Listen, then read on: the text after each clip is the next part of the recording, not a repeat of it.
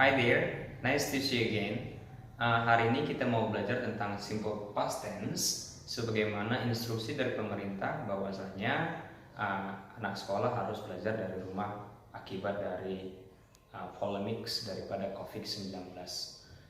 Jadi saya akan menjelaskan tentang simple past tense. Pastikan kamu menontonnya sampai akhir agar supaya nanti bisa mengerjakan soal di akhir video. Oke, kita langsung saja. Simple past tense itu adalah sebuah tenses yang digunakan untuk membicarakan tentang aktivitas-aktivitas yang kita lakukan di masa lampau. To talk about past activities, kegiatan yang dilakukan di masa lampau. Jadi adverb of time-nya, keterangan waktunya itu harus menggunakan yang mengacu kepada masa lampau, seperti yesterday, kemarin, yesterday morning, kemarin pagi, yesterday afternoon, kemarin sore, yesterday evening, kemarin malam, or last night, tadi malam, last Monday, last Tuesday, atau diikuti nama hari, last Monday, hari Senin yang lalu, atau last Tuesday, hari Selasa yang lalu, dan lain sebagainya, or last week, last month, or last year, tahun lalu. Atau boleh juga menggunakan 2 days ago, 2 hari yang lalu, or 5 minutes ago, 5 menit yang lalu. Yang penting dia menggunakan ago, berarti itu adalah simple past tense. Atau boleh juga menggunakan this morning, tadi pagi, or this afternoon, tadi sore. Jadi ketika kita sudah menemukan keterangan waktu seperti ini yang mengacu kepada masa lampau, berarti itu adalah simple past tense. Actually, simple past tense is quite easy, sangat mudah, ya. Karena rumus dari atau pattern daripada simple past tense itu adalah dalam kalimat positif subject plus verb to. Subject plus verb to. Dalam kalimat positif kita hanya perlu merubah kata kerjanya ke dalam bentuk verb to. Hanya saja simple past tense itu mudah, dengan catatan kita sudah menguasai yang namanya irregular verbs, kata kerja tidak beraturan. Dalam bahasa Inggris kata kerja itu ada terbagi dua, ada yang regular, ada yang irregular. Berikut saya akan bahas sedikit tentang kata kerja yang paling biasa atau paling umum digunakan untuk tingkat anak SMP maupun SMA. Berikut adalah daftar kata kerja irregular verbs atau kata kerja tidak beraturan yang paling sering digunakan. Pastikan kamu sudah kuasai ini untuk bisa mengerjakan soal simple past tense. Jadi, jika kamu sudah menguasai kata kerja irregular verbs tadi, maka akan lebih mudah untuk mengerjakan soalnya. Karena jika dia tidak termasuk ke irregular verbs tadi, cukup tambahkan ed, artinya itu adalah kata kerja beraturan. Seperti contoh berikut ini. Oke, sekarang mari kita ke contoh soal. Di sini saya sudah sediakan 4 kalimat positif, ya. Number 1 until number 4 yang positif daripada kalimat simple past tense. Jadi gimana kita membedakan positif atau negatif atau interrogatif? Di sini kita hanya perhatikan kata kerja di sini saja. Kalau nanti di kata kerjanya di sini itu hanya ada kata kerja, ini semuanya adalah verb 1. Berarti itu adalah kalimat positif. Kemudian kalau dia ada not seperti ini, berarti dia negatif. Kemudian kalau ada tanda tanya, berarti interrogatif. Kita bahas satu persatu yang positifnya dulu. Jadi sesuai dengan pola daripada simple past tense tadi, yaitu subject plus verb to, berarti kalau dia positif kita hanya cukup merubah kata kerja yang di dalam kurung ke bentuk verb to.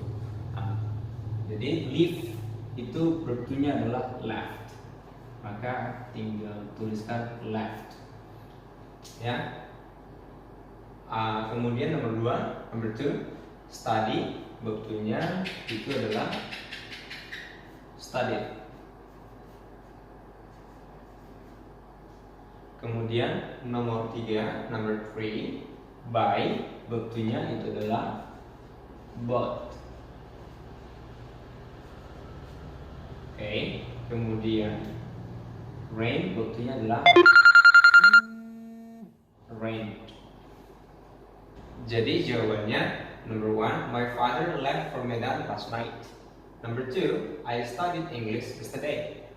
Number 3, we bought a new motorcycle 2 months ago. Number 4, it rained hard last night. Oke, sekarang kita lanjutkan ke kalimat negatif. Kalau dia kalimat negatif, itu polanya subject plus didn't, did not plus verb 1. Atau did not itu boleh disingkat menjadi didn't. Oke, jadi kalau kita sudah singkat didn't, nggak perlu lagi dituliskan not. Jadi contoh, perhatikan di sini seperti saya katakan tadi, ada not berarti itu adalah kalimat negatif. Berarti kita tinggal ikutin saja didn't plus verb 1. John didn't plus verb 1. Ini kata kerja yang di dalam kurung sudah verb 1, jadi tidak perlu dirubah lagi. John didn't tell me about the problem. Number 6, my mother didn't cook. Tidak perlu dirubah. My mother didn't cook this morning. And then number 7, the bus didn't come. The bus didn't come on time yesterday. Jadi seperti itu cara mengerjakan kalau dia kalimat negatif. Kemudian kita lanjutkan dengan kalimat interrogatif. Kalimat interrogatif itu polanya adalah did plus subject plus verb 1.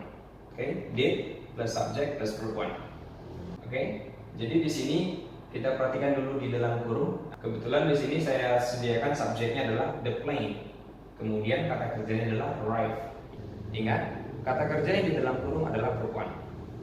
Jadi kita tinggal ikutin polanya saja. Pertama kita tuliskan did plus subject, subjeknya adalah the plane, tuliskan.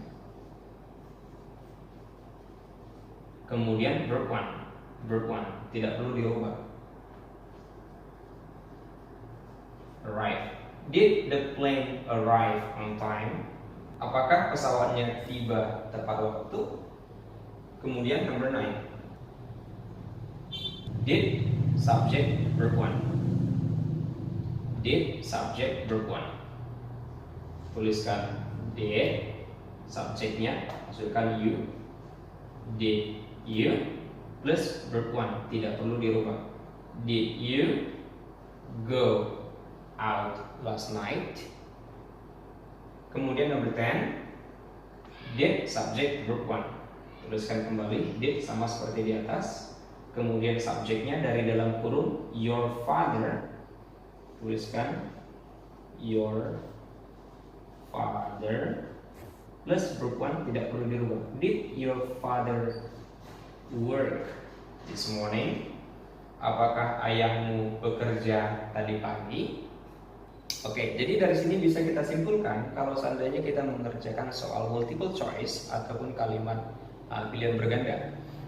Kalau di ada kita temukan kata didn't seperti ini, maka kita harusnya memilih dengan verb 1. Ya, pilihannya adalah verb 1. Kemudian, kalau dia kalimat interrogatif, ada kita temukan kata did, berarti kita tetap juga memilih dengan kata kerja verb 1, karena biasanya itu yang menjadi pilihan atau option itu adalah kata kerjanya. Apakah dia verb 1, verb 2, atau verb ing, atau to infinitive, atau to plus verb 1. Jadi kalau dia tidak ada didn't atau tidak ada did, berarti dia positif. Kita pilihlah yang verb 2. Seperti ini, left, studied, bought, rained.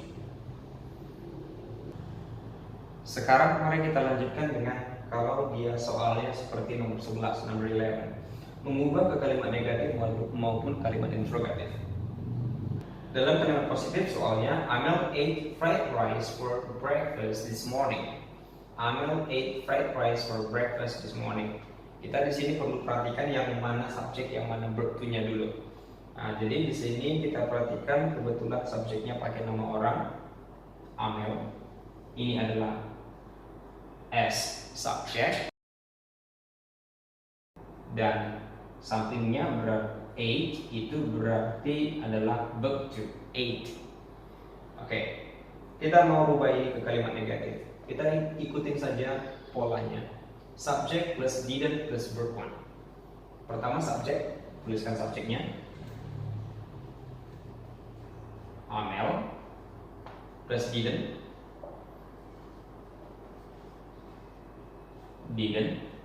plus verb 1.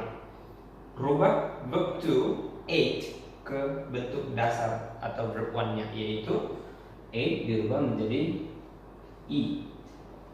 Nah, maka setelah ini kita tinggal tuliskan sampai selesai soalnya. Amel didn't eat fried rice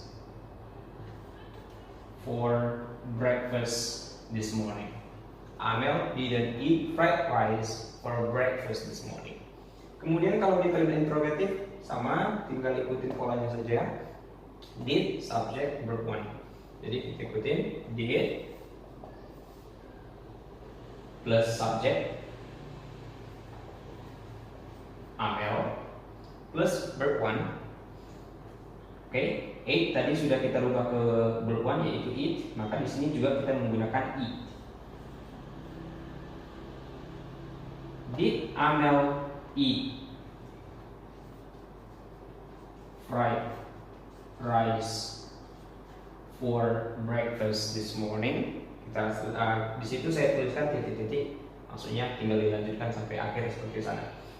Ya, positif, Amel ate fried rice for breakfast this morning. Negatif, Amel didn't eat fried rice for breakfast this morning. Interrogatif, did Amel eat fried rice for breakfast this morning? Jadi seperti itu. Ya. Oke, saya rasa cukup sekian untuk tentang simple past tense. Saya harap ini cukup bermanfaat buat kamu. Terima kasih, thank you. Oke, di sini untuk mengerjakan soal pilihan berganda, saya kasih contoh. Nah, di sini kebetulan saya ambil soal dari Google, ya,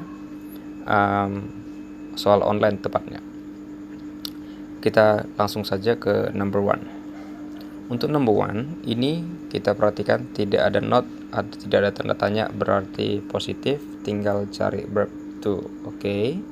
Kita lanjutkan dengan nomor 2, sama dengan di atas, masih positif, cari verb to. So, kemudian nomor 3, perhatikan di ujung kalimat ada tanda tanya. Oke. Sesuai dengan pola dari simple past tense tadi, yaitu interrogatif did subject verb 1, maka kita pilihlah did. Kemudian nomor 4, di sini kita juga temukan kata did not, berarti kalimat negatif. Subject plus did not atau didn't plus verb 1. Kita ambil verb 1, work. Kemudian nomor 5, di ujung kalimat ada tanda tanya. Oke. Di sini kita pilihnya was, were atau are. Oke, di sini tidak ada did. Kenapa demikian? Karena ini adalah kalimat interrogatif tetapi yang non-verbal. Kalau dia non-verbal berarti kalimatnya itu tidak ada kata kerja. Di sini kita menggunakan was atau were. Maka kita perhatikan aja subjeknya. Subjeknya di sini adalah Judy and Liz, 2 orang. Maka kita pilih were. Oke. Kita lanjutkan nomor 6. Di sini kita perhatikan ada was, were, did. Oke. Kita perhatikan setelah not. Setelah not di situ adalah happy. Happy itu senang, bahagia. Itu adalah kata sifat, bukan kata kerja. Berarti ini masih sama dengan seperti nomor 5. Kalimatnya tidak menggunakan kata kerja. Jadi jangan pilih did. Kita pilihnya was atau were. Tinggal lihat subjeknya. Subjeknya we, pasangannya berarti were. Bedakan dengan soal nomor 7. Di soal nomor 7, di ujung kalimat ada tanda tanya, berarti kalimat interrogatif. Kita lihat saja pilihannya are, did, do. Berarti di sini yang mengacu ke simple past tense adalah did. Did subject verb 1. Oke. Kita lanjutkan dengan nomor 8. Wasn't, weren't, am not. Oke, ini kalimatnya adalah kalimat negatif. Yang pastinya yang C atau am not itu salah karena ini bukan simple present. Pilihannya antara 2, kalau tidak A, B. Kita lihat setelah titik-titiknya itu kata kerja atau enggak. Setelah titik-titik di sini kita temukan kata here. Here itu adalah verb 1, berarti ini bentuk negatif dari verbal sentences, kalimat yang menggunakan kata kerja. Seperti pola yang dijelaskan tadi, subject plus did not atau didn't plus verb one. Kita pilihnya didn't. Kita nggak pilih wasn't karena ada kata kerja ya. Kemudian nomor 9. Number 9, di sini perhatikan kalimatnya adalah kalimat positif. Berarti kita pilihnya verb to, studied. Kita lanjutkan lagi dengan nomor 10. Di ujung kalimat ada tanda tanya, berarti dia kalimat interrogatif. Oke. Do yang A jelas salah lah karena ini bukan simple present. Kita pilihannya antara did dengan were. Kebetulan dua-duanya bisa dengan subjek you.